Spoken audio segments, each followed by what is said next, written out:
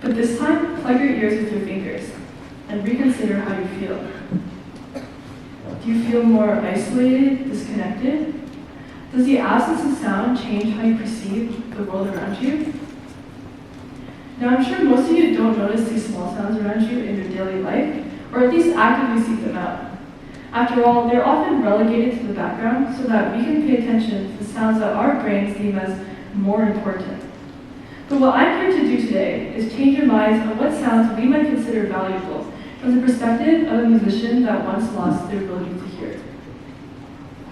So before I lost my hearing, I barely paid attention to the sounds around me. I walk to school every day, and as you all know, our school's in the middle of downtown Toronto, which is quite a busy city. As I walk, I would tune everything out. The screeching of the subway, the honking in the traffic, the blur of people around me, it was all just meaningless noise. I would put in my earbuds, play some music, and drown everything out, which I'm sure many of you can relate to.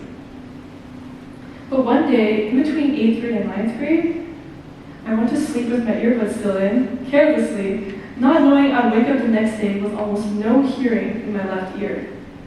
I thought it would go away after a few days, but it never did. Even after a trip to the doctor, none of the standard treatments worked for me, and there's an absurdly long wait list for hearing specialists.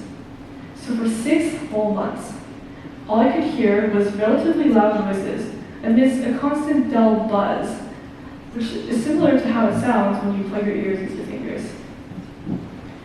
As a musician, this was probably my worst possible nightmare. I couldn't play guitar, piano, or even listen to music without feeling lopsided and dizzy, since I was only receiving audio feedback from one side. I was honestly quite depressed during this time of my life. I realized that my life was incomplete without sound, and that this whole time I'd been taking my hearing for granted. So sound is not something that can be tuned out. It is a necessary dimension to how we perceive the world. So I sat down and reflected on why I felt this way and what I was really missing out on. What surprised me was, besides the constant disorientation of only being able to hear on one side, I also felt strangely distant from the world. It became hard to focus in conversation because I could no longer pick up on the nuances of other people's voices. Even in those mindless walks to school, the absence of Toronto soundscape had a massive impact on me. Not just because I couldn't hear, but because I lost my ability to feel a sense of place and belonging. The sounds like chatter, footsteps, also consciously tell me that I'm part of a moving, dynamic world. And losing that made me lose my connection to the city and myself. Sound is not something that should be tuned out. It is a necessary dimension to how we perceive the world, as I stated before. But what more can we really gain from listening? I realize that listening has so much more to offer. It can enhance mindfulness by grounding us in the present. It can serve as an unexpected source of creativity. And it can deepen our connection to the environment and the others around us. When I regained my hearing, my ears were unusually sensitive. So when I first walked back to school, everything felt new, almost startling in detail. It felt like I was given a second chance to hear, and I wanted to appreciate it to the fullest. Familiar moments that would have been monotonous or mundane suddenly became alive and vivid. I felt shivers every time I heard the trees rustle with life. Even the sound of car engines took on a sweetness that I never noticed before. It really fascinated me that it was only after I lost and regained my hearing that I was able to appreciate this, even though these sounds were always there. As they say, absence only makes the heart grow fonder. Of course, not everything magically sounded beautiful just because I lost and regained my hearing. That's not how it works. But this process taught me a valuable lesson. In our world, we often operate on autopilot, rushing from one task to another, without stopping and processing what we hear. Listening and realizing each moment can help us slow down and ground ourselves in the present. To this day, I continue to go on walks just to clear my mind, and I get stopped in my tracks every time by the beauty of chirping birds and random buskers on the street. Active listening also opens so many opportunities to be inspired and imaginative. As a musician, I wanted to take my new perspective on the sounds which I once overlooked and give them a shape and form. So composing became my means of expression. Through composition, I offer an intimate glimpse into how I perceive the world by translating my sensory and emotional experiences into music, which words often cannot capture.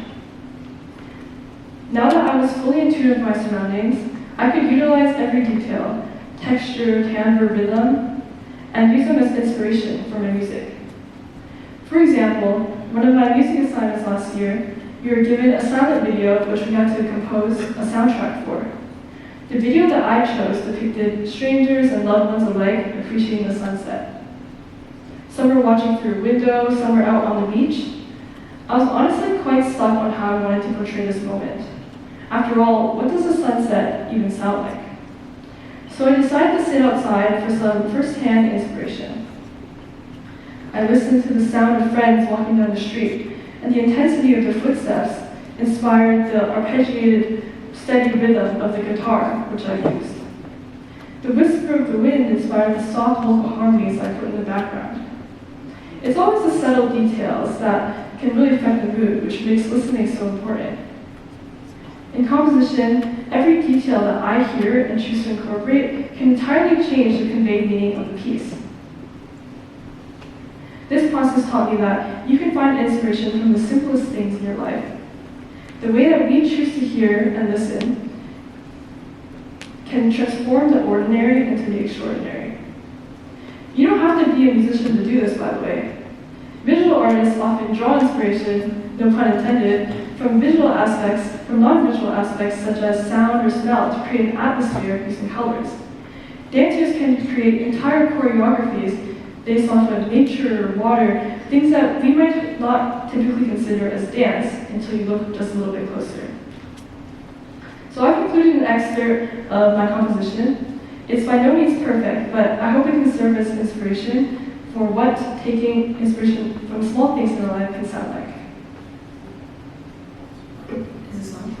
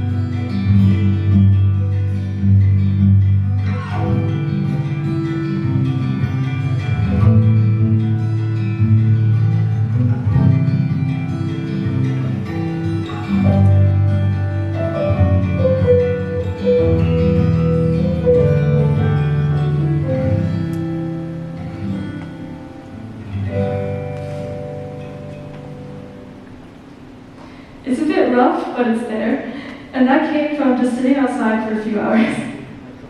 So now as we bring our attention back to this room, and that little hearing exercise that we did earlier, I encourage you all to hold on to that awareness. The sounds that we overlook can ground us, inspire us, and connect us. It can transform the ordinary into the extraordinary. So just remember, if you close your eyes and listen carefully, there will always be sounds there to guide you, tell you where you are, and inspire you. It's just up to you to listen. Thank you.